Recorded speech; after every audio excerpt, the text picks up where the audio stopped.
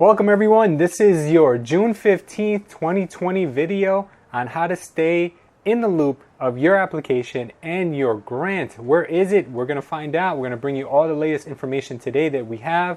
You might be asking yourself, usually you see pine trees in the background, now you see palm trees in the background, and I'll tell you all about that towards the end of this video, but I do want to get into some of the more important things that are showing up right now.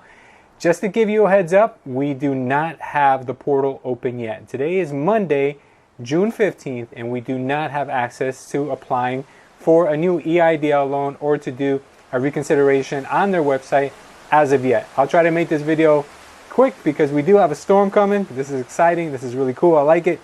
All right, so first thing I want to talk to you guys is there's a lot of people out there talking a lot about EIDL loan and EIDL loan grant.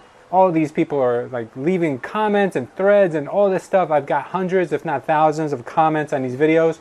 But what I'm going to tell you right now is it's easy to cry and it's easy to complain about something, but why not let's do something about it? Let's do something about this together. So what I'm going to do is I'm leaving down below in our description section a link where you can find your representative to the area which you live in your state. And what we're going to do is we're going to write letters to our representatives. And I know what you might be thinking. Okay, well, I don't have the time to write a letter. I don't know what to say. I don't sound articulate enough, but it's okay. I got you. So what I did was I prepared a generic letter that I'm going to be sending to my state representative. And I'm going to allow you to use the same letter. You can copy it and paste it. It's very generic. And you can paste it into an email to your state representative. So all you have to do is follow the link down below, find your state representative, and then follow the link down below to get a copy of the letter that I'm going to send out. All you have to do, once again, is copy and paste and send that to your representative. So why are we doing this? Because we want to get our voices heard. Just because we're leaving angry comments on threads, on YouTube, on Reddit, it doesn't mean anything is going to happen because of it. We have to be sure that we reach out to the representatives who make these laws and fight for us on a local level. All right, so we're going to do that together. I hope that you are one of them. If you're watching this video, it won't take you more than 3 minutes, I promise you. Just go ahead and do that right now. Or actually after this video, so don't stop watching just yet. All right, so next I want to talk to you about a letter that was drafted by Joseph Morelle from the 25th District of New York. This letter that he drafted has more than 56 congressional signatures on it already from congressmen and women all across the United States. And it's really gaining some steam. It really does outline a lot of things that are wrong with the EIDL loan program and with the SBA in general. So let me just read to you very quickly what this letter actually outlines and what it says. I'm going to make it very brief. I'll put it on the screen, but I'm going to outline the more important aspects of it. So this is what it states, and it's being addressed to Steve Mnuchin, the Secretary of the Treasury, and it's also being addressed to Jovita Carranza. As you guys know, she is the head of the SBA department, and this is what it states. We write to raise concern for a continued lack of transparency and guidance around the implementation of the Economic Injury Disaster Loan, or the EIDL loan program. We recognize that the SBA is facing unprecedented volume of applications for the EIDL loans and advance grants, which is why Congress allocated an additional $50 billion for the program in late April. It was the intent of Congress that these funds be put to immediate use. Yet, we continue to hear concerning reports from our constituents and applications as far as back as March that have yet to be addressed, and attempts to contact the SBA through the recommended channels are futile. Are further concerned by SBA's unilateral decision to cap EIDL loans at $150,000, despite clear language in law stating that the SBA businesses may borrow up to $2 million. Furthermore, they go on to say, what was the SBA's reasoning for lowering the EIDL loan maximum loan amount from $2 million to $150,000, and also states what guidance has the SBA provided current applicants on changes made to the available EIDL loan advance grants, and what can they expect to receive.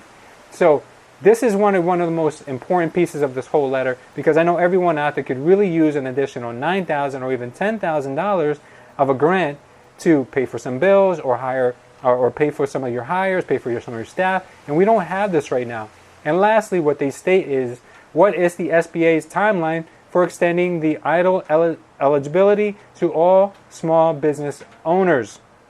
Okay, so there's a lot more in this letter than what I just said. I just cut it down to the more important pieces, and as you can see, there's about 56 people who have signed this letter, or who have endorsed this letter that's going out to Steve Mnuchin and Jovita Carranza.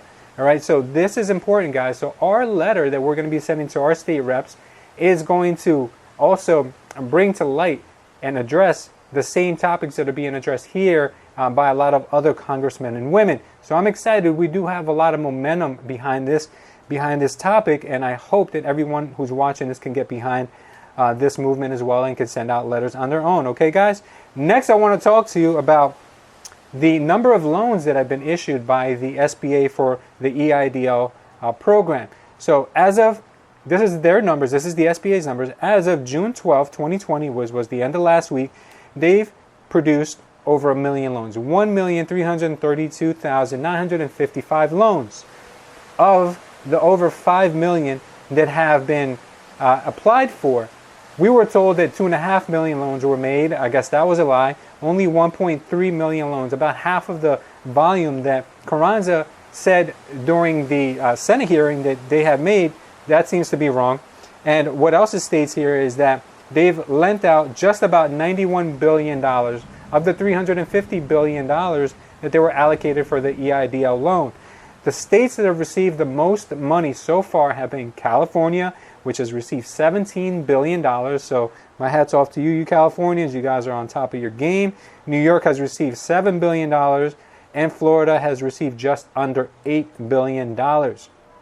Now, we have a complete list of all the states and how much money they've received. If you want to take a look at those, I will leave those down below in the description as well, so you can check out how much your state has gotten and why some states, as West Virginia, have gotten so little. So you may want to take a look at that. You know, while I'm on that topic, I do want to say there really wasn't a way that the SBA made an effort to let all business owners know about the EIDL loan. I know a lot of people who applied for EIDL loan may have heard from a friend or may have heard from maybe a YouTube video, but there was really no way for the SBA to reach out to the business owners directly, and I think that was a problem. I think there should have been a better way where they should have been able to reach out to business owners. That's just me, and I'm saying if they were looking for you to do a census, I'm sure they would find you.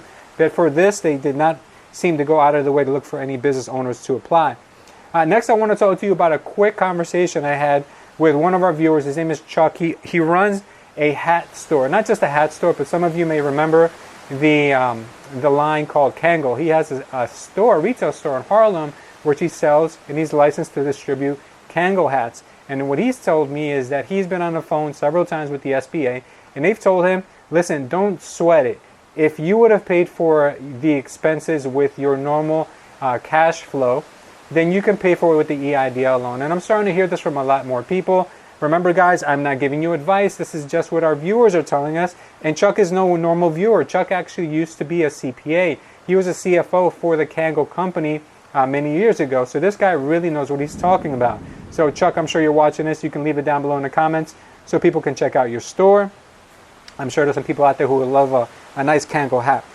Okay, so next, what am I doing here in this beautiful paradise right before this downpour? Well, I'm so glad you asked, because I'm finally not putting my dreams on pause. I'm finally living my best life, and I'm doing things that I've always wanted to do ever since I was a kid. I always wanted to live in Florida, so this week I will be in Naples, Florida, and that's why I haven't dropped any videos in the last few days, so I'm sorry about that. And I will be exploring how to work and carry out my business here from Florida, because as you know, we're all working remotely now. A lot of us are working remotely, but me in particular, I've started a new venture in which I strictly work remotely. I run a team, I run a national team all over 50 states across the United States for real estate purposes. So if you're in real estate sales or you're thinking of getting real estate sales, you may want to look at this model, because this model allows you to work from anywhere and everywhere. And if you're in a business that's kind of dying and you're thinking about making a pivot into something else, real estate may be a good idea for some of you. So I'm going to leave a link down below if you guys want to get in touch with me and talk about that.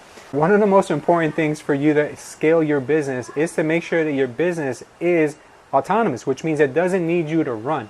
And not only does it not need you to run, but your business is passive, which means that it just provides you income after you've set it up already. So you work really hard for a short period of time, but the income keeps flowing in. If you guys don't know what I'm talking about, you can schedule a actually one-on-one call with me by clicking one of the links down below. We could do a strategy call, and I can teach you how to make your business autonomous and how to make it passive. So that's why I'm here in Florida, and I'm going to be doing a follow-up video very soon about the top 3 states within the United States where business is very welcomed, and it's very hospitable for business owners.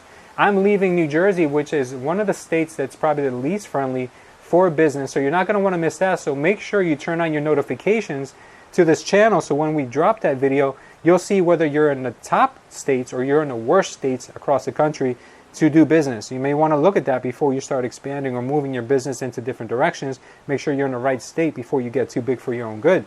And if you're worried that if you take this EIDL loan money and you go bad on it, can you file for bankruptcy? Well, watch the video on the screen right now, and it'll teach you whether the EIDL loan can be written off through a bankruptcy.